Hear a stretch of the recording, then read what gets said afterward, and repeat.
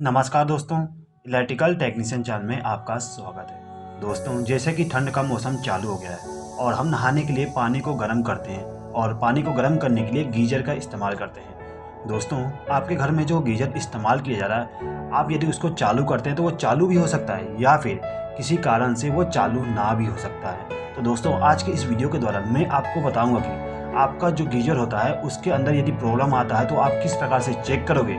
उसके साथ साथ में मैं आपको ये भी बताऊंगा कि जो गीजर होता है उसका वायरिंग किस प्रकार से होता है, जिससे कि आपका जो नॉलेज है गीजर के बारे में वो कंप्लीट हो जाए, यानी कि आप घर पे खुद गीजर को रिपेयर कर सकें। ठीक है दोस्तों। तो दोस्तों, सबसे पहले हम बात करते हैं कि जो हमारा गीजर होता है उसका वायरिंग किस प्रकार से करते हैं। तो दोस्तों देखिएगा, जो हमारा गीजर होता है उसके अंदर सबसे मेन कंपोनेंट उसका हीटर होता है। ये हमारा हीटर हो गया। अब दोस्तों देखिए, ये जो हमारा हीटर होता है इसको पावर सप्लाई देने के लिए हम प्लग टॉप का इस्तेमाल करते हैं।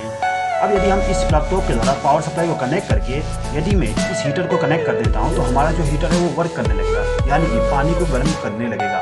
लेकिन हमारा जो गीजर होता है उसमें कुछ प्रोटेक्शन इस्तेमाल किया जाता है। देखिए, जो हमारा गीजर होता है उसके अंदर एक थर्मोस्टेट होता है। ये जो थर्मोस्टेट होता है वो पानी को गर्म होने के बाद पावर सप्लाई को बंद कर देता है, यानी कि यहाँ पे जो हमारा थर्मोस्टेट होता है उसमें हम सेटिंग करते हैं कि कितनी देर तक हमें पानी को गर्म करना है। अब जितना टेम्परेचर हम सेट करते हैं उतना टेम्परेचर पहुँचने के बाद जो हमारा हीटर होता है वो बंद हो जाता है। अब ये जो हमारा हीटर है इसको बंद ये थर्मोस्टेट करता है। ठीक है।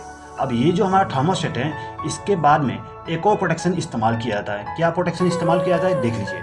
देखिए, यहाँ पे एक और ऑटो कट ऑफ थर्मोस्टेट लगाया जाता है। दोस्तों, ये जो आप देख रहे हैं ये भी एक थर्मोस्टेट जैसा स्विच होता है। एक प्रकार से आप इसको ओवरलोड रिले भी कह सकते हैं या फिर थर्मोस्टेट भी कह सकते हैं। अब दोस्तों देखिएगा, जो आपका गीजर होता है उसके अंदर दो इंडिकेशन लैंप मिल जाएंगे। एक इंडिकेशन लैंप ग्रीन कलर का होता है जो कि ऑन इंडिकेशन लैंप होता है, और दूसरा इंडिकेशन लैंप हमारा रेड कलर का होता है जो कि हमारा जो हीटर है वो ऑफ है उसका इंडिकेशन दिखाता है। ये जो हमारा हीटर है इसको पावर सप्लाई देने के लिए इस प्लग टॉप का इस्तेमाल किया जाता है। अब ये जो हमारा प्लग टॉप है इसका जो दाहिना पिन है, इस दाहिने पिन से एक वायर को कनेक्ट करके इसको ले जाके जो हमारा कट ऑफ स्विच है उसके एक टर्मिनल पे कनेक्ट कर दिया जाता है। यहाँ पे कनेक्शन कर दिया गया है। अब यहाँ से हमें आउटपुट पावर सप्लाई मिलेगा, तो यहाँ से एक वायर को कनेक्ट करके हमारा जो थर्मोस्टेट है उसके एक टर्मिनल पे कनेक्ट कर देंगे, यानी कि इनकमिंग साइड पावर सप्लाई को कनेक्ट कर देंगे। अब ये जो हमारा थर्मोस्टेट है इसके इस टर्मिनल से हम एक वायर को कनेक्ट करके ले जाएंगे और जो हमारा हीटर है उसके एक टर्मिनल पे कनेक्ट कर देंगे। दोस्तों, एक चीज़ हमेशा याद रखिएगा, ये जो दोनों स्विच हैं इन दोनों स्विच को सीरीज में कनेक्ट किया जाता है। अब यहाँ पे जो हमारा हीटर था उसको फेज सप्लाई मिल गया। अब इस हीटर को न्यूट्रल सप्लाई देने के लिए हम क्या करते हैं, ये जो हमारा प्लग टॉप का लेफ्ट हैंड साइड वाली जो पिन है इस पिन से एक वायर को कनेक्ट करेंगे और इसको ले जाके हमारा जो हीटर है उसके दूसरे टर्मिनल पे कनेक्ट कर देंगे, जिससे कि हमारा जो हीटर है उसको फेज सप्लाई और न्यूट्रल सप्लाई दोनों के दोनों मिल जाएंगे। अब आते हैं हम इंडिकेशन लैंप पे। ये जो हमारा ऑफ इंडिकेशन लैंप है इसका कनेक्शन करने के लिए हम क्या करते हैं, ये जो हमारा कट ऑफ स्विच है इसके आउटपुट टर्मिनल से, यानी कि यहाँ से एक वायर को कनेक्ट करके हमारा जो इंडिकेशन लैंप है उसको फेज सप्लाई दे देते हैं। अब इसको न्यूट्रल सप्लाई देने के लिए यहाँ से एक वायर को लूप करके इसको न्यूट्रल सप्लाई दे दिया जाता है। अब ये जो हमारा ऑन इंडिकेशन लैंप है इसको पावर सप्लाई देने के लिए हम क्या करते हैं, ये जो हमारा थर्मोस्टेट है इसके आउटपुट टर्मिनल से जो वायर गई है वहाँ से एक वायर को लूप करके हमारा जो ऑन इंडिकेशन लैंप है उसको पावर सप्लाई दे दिया जाता है। उसके बाद में इस इंडिकेशन लैंप को न्यूट्रल सप्लाई देने के लिए यहाँ से एक वायर को लूप करके न्यूट्रल सप्लाई दे दिया जाता है। अब दोस्तों देखिएगा, जो हमारा प्लग टॉप होता है उस प्लग टॉप में आपको एक मोटा वाला पिन मिल जाएगा। ये वाली जो पिन होती है ये अर्थिंग के लिए होता है। तो इसके लिए हम क्या करते हैं, यहाँ से एक वायर को कनेक्ट करके ले जाते हैं और जो हमारा गीजर होता है उसके बॉडी के साथ इस वायर को कनेक्ट कर देते हैं। ये जो वायर होता है वो अर्थिंग के लिए होता है। दोस्तों, हमेशा याद रखिएगा, आपका जो गीजर है उसको अर्थिंग जरूर करिएगा, क्योंकि आपका जो गीजर है उसमें आप इलेक्ट्रिक पावर सप्लाई दे रहे हैं और वहाँ पे पानी भी मौजूद है, तो वहाँ पे इलेक्ट्रिक शॉक लगने का खतरा बहुत ज़्यादा होता है। इसीलिए आप वहाँ पे अर्थिंग का कनेक्शन जरूर करिएगा। ठीक है। तो यहाँ पे जो आपका गीजर का वायरिंग था वो कंप्लीट हो गया। चलिए दोस्तों, एक बार समझ लीजिए कि जो आपका गीजर है वो कैसे वर्क करेगा। तो देखिए, आपका जो गीजर है यदि उसको ऑन करना है तो आपको क्या करना पड़ता है कि ये जो प्लग टॉप है उसको आपको सॉकेट में कनेक्ट करना पड़ेगा। उसके बाद आपको स्विच को ऑन करना पड़ता है। जैसे ही आप स्विच को ऑन करते हैं तो पावर सप्लाई यहाँ से फ्लो होते हुए कट ऑफ स्विच में चला जाता है, और कट ऑफ स्विच हमारा एनसी होता है। एनसी होने के कारण पावर सप्लाई यहाँ से फ्लो होते हुए हमारे थर्मोस्टेट में चले जाएगा। और यदि पानी का टेम्परेचर नॉर्मल है यानी कि कम है, जितना आपने थर्मोस्टेट का सेटिंग करके रखे हैं उससे कम है, तो आपका जो थर्मोस्टेट है वो क्या करेगा, पावर सप्लाई को आउटपुट टर्मिनल पे दे देगा, यानी कि इस टर्मिनल पे पावर सप्लाई आ जाएगी। और यहाँ से हमने एक वायर को कनेक्ट करके हमारा जो हीटर है उसका कनेक्शन किए हैं, तो हमारा जो हीटर है वो ऑन हो जाएगा।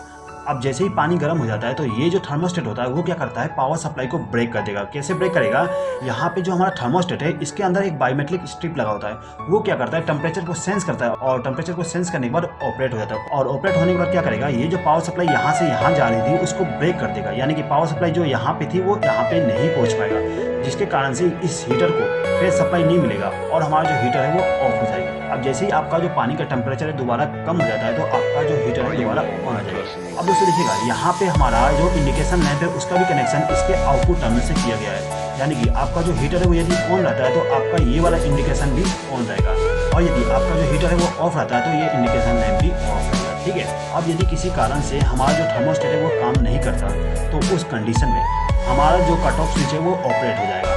ये जो हमारा कट ऑफ स्विच है वो क्या करेगा, यहाँ से पावर सप्लाई जो यहाँ पे पहुँच रही थी उसको ब्रेक कर देगा, यानी कि यहाँ पे पावर सप्लाई नहीं आ पाएगी, जिसके कारण से आपका जो ये इंडिकेशन लैंप है वो ग्लो करना बंद कर देगा। ठीक है दोस्तों, तो यहाँ पे यदि आपका ये वाला इंडिकेशन लैंप ग्लो नहीं करता है तो यहाँ पे ये ही पॉसिबल है कि आपका जो कट ऑफ स्विच है वो ऑपरेट हो गया है। अब यदि आपको कट ऑफ स्विच को नॉर्मल करना है तो आपको क्या करना पड़ता है कि आपका जो गीजर है उसके नीचे में जो ढक्कन होती है उसको ओपन करना पड़ेगा, और ओपन करने के बाद आपका जो कट ऑफ स्विच होता है उसमें लगा ये वाला जो स्विच है इसको प्रेस करिएगा। जैसे ही आप इसको प्रेस करोगे तो आपका कट ऑफ स्विच दोबारा नॉर्मल हो जाएगा। उसके बाद आप ढक्कन को बंद करके दोबारा गीजर को ऑन करिएगा, आप देखिएगा आपका जो गीजर है वो दोबारा ऑन हो जाएगा। अब दोस्तों देखिए, आपका जो गीजर होता है उसमें मोस्टली प्रॉब्लम आपका जो हीटर है उसमें आती है, यानी कि हमारा जो हीटर है वो खराब हो जाता है। यदि आपको हीटर को चेक करना है कि आपका जो हीटर है वो ओके है कि नहीं है, तो उसके लिए आपको क्या करना पड़ता है कि आपका जो मल्टीमीटर है उसको एक रेजिस्टेंस पोजीशन पे सेलेक्ट कर देना है, यानी कि आपका जो रोटेटिंग नॉब होता है उसको रेजिस्टेंस पे सेलेक्ट कर लेंगे। उसके बाद में आपका जो वायर है यानी कि प्रोब है मल्टीमीटर का, उनको दोनों टर्मिनल पे कनेक्ट करना है हीटर के। इन दोनों प्रोब पे कनेक्ट करने के बाद आप यहाँ पे रेजिस्टेंस देखेंगे तो आपका जो रेजिस्टेंस है वो 1000 ओम 2000 ओम इस प्रकार से आएगा। ठीक है, अब यदि आपका रेजिस्टेंस कुछ वैल्यू शो कर रहा है यानी कि 1000 2000 3000 ओम शो कर रहा है तो आपका जो हीटर है वो ओके है। अब यदि आपका जो मल्टीमीटर है वो यदि ओएल शो कर रहा है यानी कि यहाँ पे रेजिस्टेंस को शो नहीं कर रहा, तो उसका मतलब ये है कि आपका जो हीटर है वो ओपन हो गया है यानी कि खराब हो गया है। उस कंडीशन में आपका जो हीटर है उसको चेंज करना पड़ेगा। ठीक है, उसके बाद में आपका जो थर्मोस्टेट है यदि वो काम नहीं कर रहा है और आपको चेक करना है कि थर्मोस्टेट काम कर रहा है कि नहीं कर रहा है, तो उसके लिए आपको क्या करना पड़ेगा, आप यहाँ पे मल्टीमीटर का इस्तेमाल करके कंटिन्यूटी कर सकते हैं। अब यदि आपके घर में मल्टीमीटर नहीं तो आपको मैं एक देसी जुगाड़ बता देता हूँ कि चेक किस प्रकार से करोगे। आप क्या करिए, आपके घर में जो सॉकेट होता है उस सॉकेट से एक वायर को कनेक्ट करिए और उसको ले आके आपका जो थर्मोस्टेट होता है उसके एक टर्मिनल पे कनेक्ट कर दीजिएगा।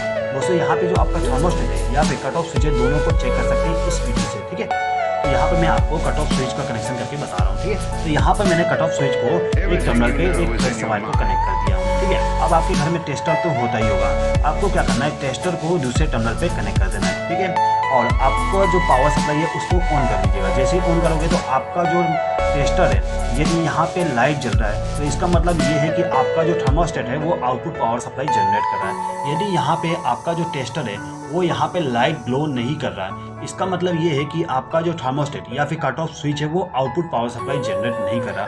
उस कंडीशन में आपको थर्मोस्टेट को चेंज करना पड़ेगा या फिर आपका जो कट ऑफ स्विच है उसको रीसेट करना पड़ेगा। ठीक है दोस्तों, तो यहाँ पे जो मोस्टली प्रॉब्लम आता था उसके बारे में मैंने आपको बता दिया हूँ। आप इस प्रकार से आपके घर का गीजर का वायरिंग भी कर सकते हैं और उसको चेक भी कर सकते हैं। आई होप कि दोस्तों आपको ये वीडियो पसंद आया होगा। दोस्तों यदि आपको ये वीडियो पसंद आया तो प्लीज़ लाइक शेयर और कमेंट कर दीजिएगा, और यदि आपने अभी तक हमारे चैनल को सब्सक्राइब नहीं किया तो सब्सक्राइब भी कर लीजिएगा। इस वीडियो को